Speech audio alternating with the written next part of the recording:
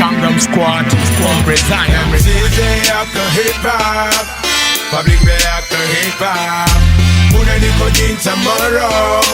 so kalaro din ka sa hip hop. MCJ after hip hop, public bay after hip hop. Muna di ko din tomorrow, so kalaro din ka sa hip hop. MCJ after hip hop, public bay after hip hop. Muna di ko din tomorrow. Yes sir gars yéen a ngi ci Mac Pro TV bu leen fàtte abonné activer cloche bi ak un pouce bleu ngeen wax ñu loo leen xalaat ci après d'avoir suivi l'émission ci en commentaire gars yi tey doon number 1 ci seen émission suñu rap ñu ànd seeg daanaan vu que ni rap bi am na fu mu toll en ce moment vraiment di ko kontaanee di Sound Up Grand yi respect à vous yéen ñi ko xeex ba rap bi toll fii aussi di féliciter boy am na baat bu ñu yóbbu rap bi en ce moment hip hop bi voilà gis nañu succès bi fu mu toll en ce moment machallah vraiment que dañ koy kontaanee ba tey vu que ni tamit aussi lamb ji succès boobu la amoon am na loo xam ne war nañ ci bàyyi xel en ce moment au fond après d'avoir suivi l'émission di ngeen comprendre que lan la concept bi di wax chaque dimanche di ngeen ko am ci Mac Pro TV votre émission suñu rap di bëgg tamit gaañ ci àndal di Sound Up di AT de passage Wanjengu Mar et tous les membres qui suivent kaay maximum de partage et un pouce bleu jaajëf. Public bay after hip hop, muna di ko din tomorrow, so kalaro din ka sa MCJ after hip hop, public bay after hip hop, muna di ko din tomorrow, so kalaro din ka sa hip hop. MCJ after hip hop, public bay after hip hop. Okay, salaamaaleykum ak hip hop Galsen ñoo ngi nuyu di ziar di bëgg ñëpp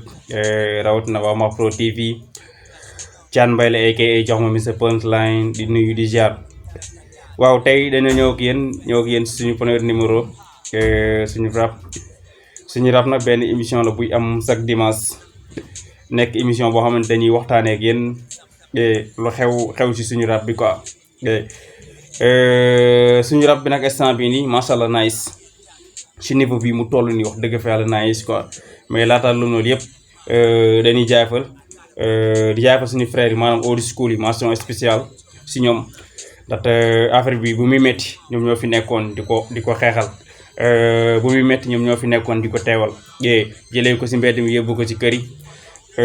jëlee ko si mbedd mi yóbbu ko si bureau yi jëlee ko si mbedd mi yóbbu ko si yenn bërëb yoo xamante ni boo ko fa déggee gis ko fa muy suñu hip hop bi macha allah nice nga fay teg loolu yëpp dañ leen koy jaayafalee quoi suñu rap nag comme ni ma ko waxee léegi benn émission la bu ñuy def di ko def chaque dimanche waxtaan see yéen si lu xew ci suñu rap bi quoi instant bi nag wax dëgg fa yàlla rafet na nice na ndaxte boo demee ci télé yi dem ci rajo yi dem ci site internet yi suñu rap bi nga fay fekk gars yi nekk fa di fa def lu nice quoi mu doon loo xamante ni wax dëgg fa yàlla succès bu rafet la gars yi nekk si di ci def lu nice quoi mais na gars yi bàyyi xel succès bu rap bi am instant bi nii quoi succès bu ko raw la lamb ji amoon ci même réew est-ce que na ngi comprendre baax succès bu hip hop bi am ko instant bi nii ci même réew succès bu ko raw la lamb ji amoon ci même réew quoi mais ana lamb ji instant bi nii demee na côté li tax mu dem côté ñi ci nekkoon nekk ci di ko def muy nice au lieu que ñu xool intérêt lamb mais dañ doon xool seen intérêt bopp. pour expliquer la ngeen gën a comprendre baax a baax da nga daan dem si ay koñ da nga fa fekk mbër wala nga fekk fa ko xamante ni fan club la si kenn si mbëri mu nekk fa di teewal mbëri xam nga dem ci télé yi dem ci rajo yi dem ci site internet yi comme ni lamb rek nga fay fekk ay émission lamb nga fay gis yaa ngi comprendre am ay promoteurs yu bees am ay amateurs yu bees gën a am ay mbër yaa ngi dégg lamb ji ñëw indil ay animateur lamb yu bees yoo xamante ni dañuy wax mu leer la wóor la ñii li ñuy wax nii tënkuñu ko fenn fudul ci seen intérêt bopp mu am ay sponsor yoo xamante ni yaa ngi comprendre dañoo ñëwoon au lieu que ni ñëw pour lamb mais dañoo ñëw pour seen bopp animateurs yooyu noonu ak amateurs yooyu noonu rawatina mbëri au lieu que ñoom ñu calculer xool ba xam lii nii di am nii quoi lamb ji di si gagné est-ce que après dina doon loo xamante ni dafay gën a dooleel làmb ji quoi au lieu que ñu xool loolu xooluñu lool dañ doon xool di xool seen intérêt bopp comme ni ma ko waxee léegi dañ daan dem ci télé yi dem ci rajo yi dem ci site internet yi làmb gu dégg bëccëg ba si mbedd mi nga gis mbër bu ne dégg promoteur bu ne gis amateur bu ne gis animateur bu ne gars yi di wax si làmb ji gu dégg bëccëg ba booy def émission sax si yeneen émission wala ngay def yeneen affaire si yeneen quoi boo si boolewul affaire làmb comme genre yooyu noonu maanaam invité woo mbër wala invité woo koo xamante ni dafay yëngu si làmb yow pour yow li ngay def amul solo quoi yaa ngi comprendre gars yi di def loolu di si xool loo xamante ni seen intérêt la ñoom xooluñu si intérêt làmb ndaxte boo nekk si benn affaire di si dund te loolu di dund yow laataa ngay dund da ngay dundal loolu ndaxte loolu bu dundee yow si ngay mën a dund quoi. yaa ngi comprendre affaire bi ñëw gars yi indil la ay promoteurs yoo xamante ni ñoom tamit xooluñu intérêt làmb li ñu doon xool intérêt parti ak seen intérêt bopp drapeau bu ne tuddee neen ko ministre bu ne tuddee neen ko ñu newoon si gouvernement bi instant boobu noonu yaa ngi comprendre gars yi di dem. lamb ji am bës si même réew foo tourné kii foo tourné kee ay mbër ay émission ay photo mbër si mbedd bi muy circuler quoi yaa ngi comprendre mu doonoon loo xamante ni nice mais gars yi calculé ñu woon ay at yi passé comme ay 2018 2019 ba ci 2020 bi gars yi calculé ñu woon at yooyu noonu ndaxte période boobu noonu ay 2003 jàpp fin d'année 2013 maanaam 2014 lamb ji bës la amoon si même réew. yaa ngi comprendre gars yi di si def lu nice mais xooluñu avenir suba si làmb ji quoi yaa ngi comprendre dañ doon xool di xool seen intérêt kese. indil ay animateurs yoo xamante ni xamuñu dara si làmb au lieu que ni wan la culture làmb au lieu que ni jox la loo xamante ni tey ndaw ñu si ne di bëree wala ndaw ñu si ne di ko bégee ñu gën a xam lan mooy culture làmb.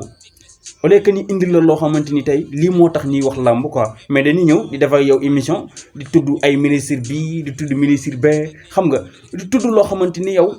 dalay leer ne lii nii ki koy tudd nii wala ki koy def nii tegul ko si intérêt làmb da ko teg si intérêt boppam. yaa ngi comprendre ñuy dem ba si à la fin gis nga. succès bi làmb ji amoon si at yi passé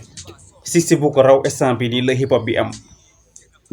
affaire bu nice la nag affaire bu ñuy rafetlu la ndaxte boo nekk si benn affaire da ngay bëgg affaire bi am yokkute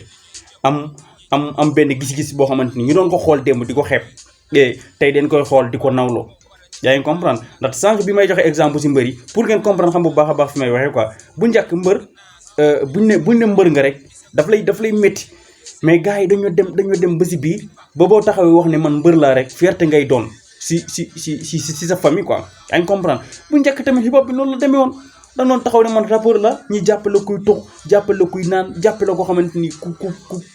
ku perte nga quoi si sa life mais instant bi ni tey gars yi fierté lay doon si ñoom ñu ne seen doom day rap fierté lay doon si ñoom kon loolu bu amee quoi mbégte la quoi mais na si gars yi def benn jàngat quoi jàngat bi ñu siy def mooy nañu xool bu baax a baax li dal làmb ji ba làmb ji mujj feebar nañu moytu bu baax a baax balaa muy dal suñu rap ndaxte tey boo demee si émission télé yi wala nga dem si émission yu am si yenn site internet yi gars yi fa ne di animer émission yooyu noonu naan ñooy dalal rappeurs yi di dalal ñenn ñoo xamante ñoo ngi si hip hop bi ñooñu noonu amuñu culture hip hop nañu waxante dëgg amuñu culture hip hop kon tey nay nice quoi ñun waxuñu ne bu benn rapport dem si benn site internet bu benn rapport dem si benn télé waxuñu bu benn rapport dem si benn rajo quoi mais na fexe dem ci demin boo xamante ni tey après dafay dundal hip hop yaa ngi comprendre tey ndaxte comme ni ma ko waxee quoi boo nekk si benn affaire boobu na di dund yow danga ko war a dundal laata nga siy dund mais boo ne da nga siy dund te dundaloo ko rek lu mu yàgg bés na ñëw dootoo si dund ndaxte dundaloo ñu si nekk di animer si hip hop bi rawatina rappeurs yi nañu xool bu baax a baax intérêt hip hop bi bu ñu ko defee rek li dal làmb ji du dal suñu hip hop bi nañu fexe booy dem di defi loo xamante ni da nga koy di ko jëmmal si hip hop bi na si hip hop bi bénéfice ba pare yaa ngi dégg yow nga bénéfice si waxuñu nag kenn bénéfice si dara ndaxte man dama koy faral di wax yàlla sax ñu koy jaam daf leen di fay yaa ngi dégg kon yow mi nekk si li nga nekk fexeel nga def si loo xamante ni après dañ lay fay même boo tàkkul quoi yaa ngi comme affaire bi léegi waru ñëw rek yem si benn projet bu benn rapport génne mu yem foofu noonu quoi waruñu yem rek si animateur bi ñëw animé rek affaire bi yem foofu warul yem rek si benn concert bu ñu teg gars yi ñëw dagg ticket affaire bi yem foofu non non hip hop bi léegi instant bi nii war na am benn salle bu mag boo xamante ni dinañ xam ne fii bërëbu hip hop la quoi si nu ma ko mën a waxee dëgg la nag affaire bi war nañ ko yóbbu si anam boo xamante dafay gën a nice quoi mais tey imaginel Hako Shine wala Kangam Squad wala Zaaru Fukkeen Kook wala Nit Dof kii la Nit Dof def na grand théâtre quoi mais imagine genre yooyu noonu si salle yooyu noonu bi ñu fa demee non nañu waxante dëgg ñun bu ñu demee hip hop bus nañu dem hip hop di def ni suñu loxo wala nekk foofu na di connecté wu dañuy jëmp ba ñàkk tooy xeeb jëmp yooyu na la ngay jëmp mënoo ko def si salle yu mel ni grand théâtre wala ay salle yu mel ni feneen naka la maa ngi fàtte waaye Sorano yaa ngi dégg dafa am bërëb yoo ko mën a defee yoo xamante ni yow tey boo yéegee da ngay jëmp ba ñàkk tooy xepp nga xam ne yow bërëb bi nga demoon tey bërëbu hip hop la quoi yaa ngi comprendre mais kon affaire yi waru yem foofu noonu ma doon wax ko ay album yi génn wala projet bu génn comme genre yooyu noonu quoi hip hop bi war neen ko lawal yóbbu ko si yeneen anam yoo xamante ni dafay gën a nice am ay salle am ay FM yoo xamante ni culture hip hop bi lan lay jox si anam boo xamante ni gars yi dinañ ko mën a reconnaître comme yu mel ni journal frappé comme genre yooyu noonu ndax damay faral di wax ne hip hop dafa wax si lépp si fépp léegi nag yow boo nekk si benn mbir boo xamante ni tey dafa wax si lépp si fépp yow da nga war di fexe di créer ay mbir yoo xamante ni daf koy gën a jëmmal def ay télé émission rap di fa gën a am ay rap bi gën a suqaliku def ay affaire yoo xamante ni tey dafay gën a nice gars yi gën a reconnaître hip hop bi tey boo xoolee ban rappeur moo fi ne boo xamante ni am na matériel boo xamante ni tey bu Hako Side bàyyi ko Casamance ñëw wala waa Kangam Squad ñëw Dakar pour war fi teg benn concert tey ñu toog ñu ne Barrio bu Alien Jig am na benn matériel boo xamante ni waa Hako Side wala waa Kangam Squad wala whatever rappeurs yi nekk si yenn régions yi quoi matériel Barrio bi lañu jël teggee ko concert amul ku jóg berse benn studio loolu dañ koy rafet lu nice lu war a mën a nekk la ko mais nag gars yi di bàyyi xel yeneen affaire yu amagul si hip hop bi ñu créé loolu indi ko si biir hip hop bi bañ a topp tendance bi rek ay nombre de vie loolu dama koy nangu loolu mënu ñàkk yaa ngi dégg mais war nañ fexe di indi ay affaires yoo xamante ni dafay gën a jëmmal suñu hip hop bi ñu bañ a topp intérêt personnel ku su ne sa intérêt bopp di créer yoo xamante ni si yow rek la yem fexe yoo nga créer loo xamante ni tey boo demee ba bàyyi ñu toppoon sa ginnaaw di la support yàlla def ñoom tamit ñu gis ne mën neen rap te talent baa ngi si ñoom ñu commencé rap ñoom tamit bi ñu ñëwee fekk fi loo xamante ni yow yaa ko fi teg yaa ngi dégg ñu commencé si loolu ñoom tamit ñu fexee jëmmal loolu di gën a law hip hop bi di gën a am wéy bu rafet di gën a am tànki kanam mais tey bu ñu toogee di topp suñu intérêt bopp rek di def lu ñuy def rek yemale ko suñu bopp rek fu la mbujj foofu la suñu hip hop bi di mbujj de bi ñu moytuwul ndaxte bu njëkk comme ni ma ko waxee léegi da nga daan dem ci télé yi dem ci rajo yi dem ci site internet yi dem ba si mbedd mi lamb guddeeg bëccëg te jamono jooju noonu sax gaañaan mooy loolu ñaata nit nga dégg ñu ne diw dee na lan moo ko rey mbërëm leen daan wala mbërëm moo daan mu doxe fa ñàkk bakkanam si niveau bi lamb ji tolloon ko si mim réew mais anamu tey mbër yaa ngi génn di yuuxu ndaxte teguñoon affaire yi ci anam boo xamante ni lamb ji day dundal leen den ko tegoon ci anam boo xamante ni ñoom rek ñoo ciy dund au lieu que ñu dundal si lamb ji yaa ngi comprendre hip hop bi nag si période boobu noonu la toll ku su na jóg berse ruq bopp ku su na jóg berse équipe bu bopp loolu lu am solo la quoi da koy gën a jëmmal mais neen ko teg ko si anam boo xamante ni après hip hop bi da si gën a dund ñu si nekk fexe bàyyi fii loo xamante ni ñeneen bi ñu ñëwee ñoom dinañ gën a tooj loolu affaire bi gën a tooju mu gën a nice quoi mais tey buñ ci nekkee di si dund au lieu que ñu dundal ko dafay mujj après day nax saay quoi ndaxte boo nekk si benn affaire bi di dund laata nga si dund danga koy dund la ba pare ndaxte loolu bu dundee si ngay dund quoi bu ñu ko jël rek tënk ko si anam boo xamante ni xam nga du am avenir quoi en ko jël tënk ko si anam boo xamante ni après affaire bi day gën a nice te ñu si nekk yàlla def ñu xam ko te am benn public boo xamante ni saa bu ñu waxee ñooñu déglu leen nañu fexe di gën di découvrir yee nañu fexe di gën di découvrir ndaxte am na ñu fi nekk ñoo xamante ni il est temps gars yi xam leen quoi bu ñu jël affaire bi rek tënk ko ci seen nombre de vues yi ñi am ci seen YouTube comme genre yooyu noonu quoi non non buñ ko buxee ci côté boobu noonu rek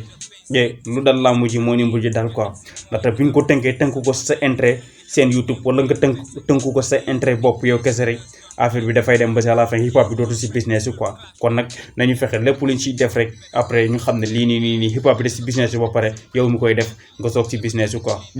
loolu la woon ci ay kàddu yu doon yëkkati di leen ko leeral xam nga pour ngeen gën a comprendre baax a baax incha allah dinañ ñëwaat ci seen beneen numéro ci seen émission suñu rap ak ma meen Thian Mbaye ak ma meen Mac Pro Von Jëngumaan du AAT ye borom kàddu Jolof jaar ak bége gaay yëpp macha allah moo ngi nice one love hip hop Galsen one love hip hop Galsen Gangnam Squad, represent. MCJ ak hip hop, public be ak hip hop. Muna di ko din sa morom, sa kalaro din ka sa hip hop. MCJ ak hip hop, public be ak hip hop. Muna di ko din sa morom, sa kalaro din ka sa hip hop.